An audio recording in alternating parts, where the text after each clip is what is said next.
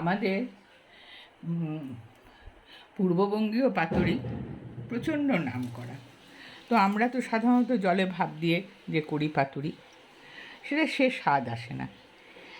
একটা মাটির তাওয়ার মধ্যে করলে খুব ভালো হয়।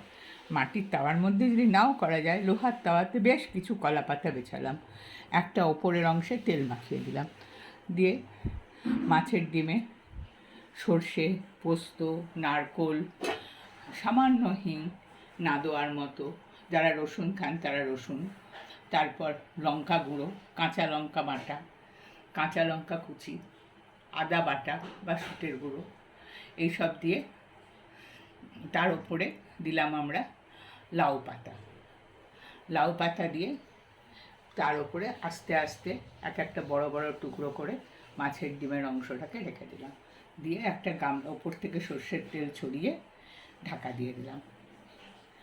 আর ওটার এক পিঠ হয়ে গেলে আবার একটা পাতার সাহায্যে ওটাকে তাওয়ার মধ্যেই উল্টে আবার একটু তেল দিয়ে দিলাম তাওয়ায়।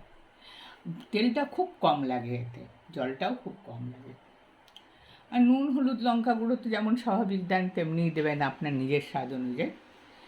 এবার ওটাকে ভালো করে ঢেকে দিন, আস্তে আস্তে ধিমে আছে, আস্তে আস্তে হয়ে যাবে।